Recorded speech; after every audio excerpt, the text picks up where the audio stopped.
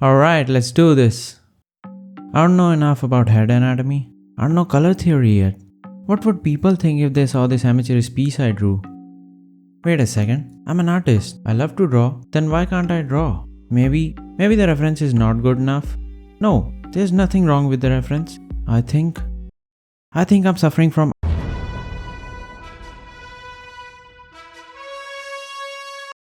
What's up everybody, it's Yash. You read the title. We're gonna talk about how to defeat the mortal enemy of every artist, art block. Before you fight an enemy, you gotta know who it is, or in this case, what it is. So this is what we are gonna go through in this video. What is an art block, why it happens, and how to beat it. So without further ado, let's jump straight into it.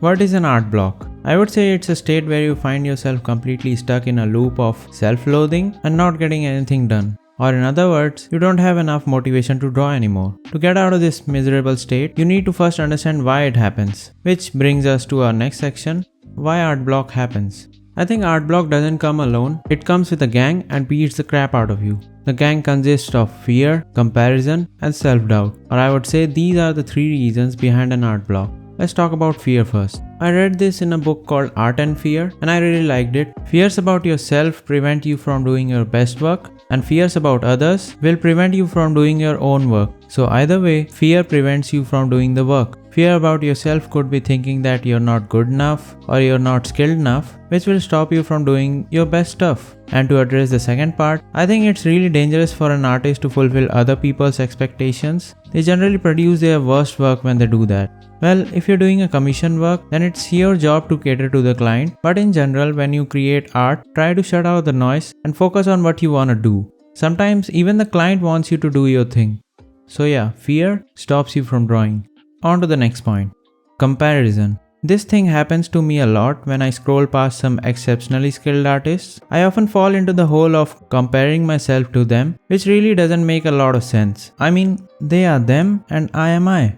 Yeah, this sentence makes a lot of sense, Yash. The point is that every artist has their own journey to go on, they have their own battles to fight, and maybe they have spent much more time in the field than you. So it's completely pointless to compare yourself to these veterans. You need to stop worrying about your shortcomings, because the things you can't do doesn't matter at this point of time and you're creating this piece. The only thing you should be worried about, well, I guess not worried about, a more accurate word would be to focus. Focus on the things you can gain from this experience of creating this piece. I'm not saying that comparison is bad entirely. In fact, comparison is good. It lets you know what you lack and what you need to work on, which is good for a student. You just need to know the difference between comparison and competing. As a student, we need to know what we lack and also set some goals for ourselves. But do not ponder on these things so much that you start to belittle yourself. Belittling yourself can lead to self-doubt, which is our next point, self-doubt. I know you know what self-doubt is and you know that it's bad for you, but you still do it. You still leave a piece incomplete. I have already talked about self-doubt in my previous video. You can check that out on the I button. So I'm not gonna explain what self-doubt is, but I would like to bestow upon you with another profound quote from the book,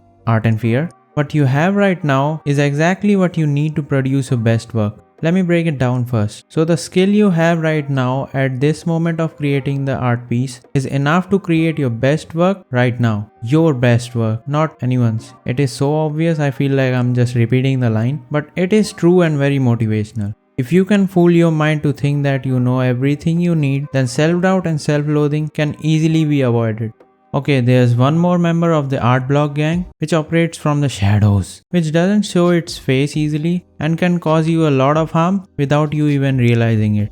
It is the death cycle of perfectionism. Well, it's not really a death cycle. It won't lead you to death, but it will lead you to stop your work entirely or to stuck in one project for eternity. Instead of convincing you that it's bad and you should avoid it at all costs, let me tell you a story which will help you understand why it's bad. So, there was an assignment given to two groups of students. One group of students was gonna be judged on making one perfect pot, and the other group of students was gonna be judged on the quantity. They would be given grades on the basis of the number of pots they produce, irrespective of the quality. You know, if they produce 100 pots, they get an A. If they produce 70 pots, they get a B, and so on. From the glance at this situation, presentation, one might think that the pot produced by the first group of the student would be better. But it turned out that because the student in the second group were making lots of pot, they were getting way more practice in making pots. And yes, at first they might have sucked at it, but gradually they started to learn from their mistakes. So eventually they got pretty good at it. So the last pot they made was better than that one perfect pot that the first group tried to make.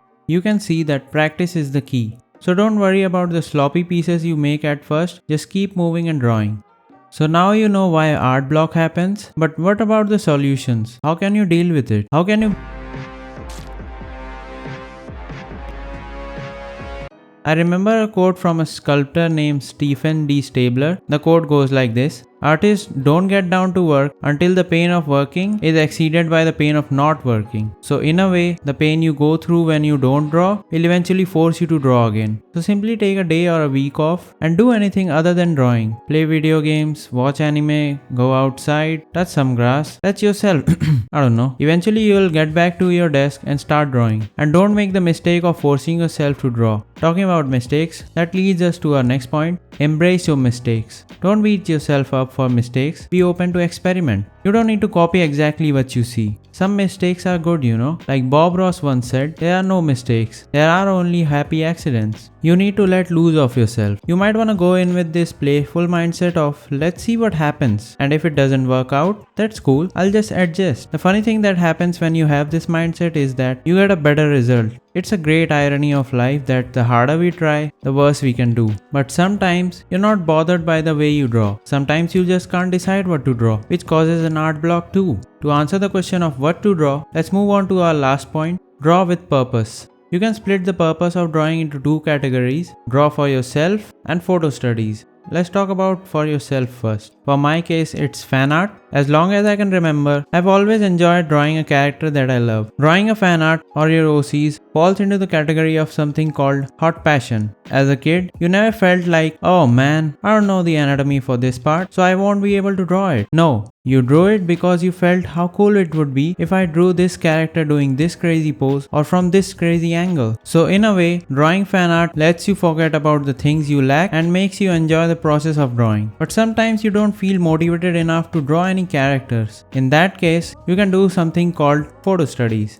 Photo study is nothing but trying to break down a photo and creating it one for one on your canvas. I think it's pretty useful because you're essentially drawing from real life and everything we draw is somewhat a fragment of real life. In photo studies, you're not trying to create a new character in a whole new environment, you're just trying to imitate the photo and trying to learn from it. So whichever photo you choose, you don't need to have a prerequisite knowledge to do a photo study. Of course, it helps to have some level of knowledge about the subject, but you don't need it because everything is present in the photo. I'll make a video on photo study in the future to further expand on this topic because I think it's really important to talk about. So if you don't want to miss out on that, you might want to subscribe to this channel. Okay, I got one more bonus tip for you all. It is to set a whole day to just make one art piece. Just get it done in that one day. I find one day to be just the right amount of time to complete one art piece if I'm struggling from an art block. After completing the piece, enjoy the rest of the day and cherish the feeling of completing that art piece. This will get you energized for the next day. So there you have it, a complete guide to deal with art block. I hope you find this video helpful and you can follow me on Instagram if you like the work I do. Link is in the description and I'll see you in the next one.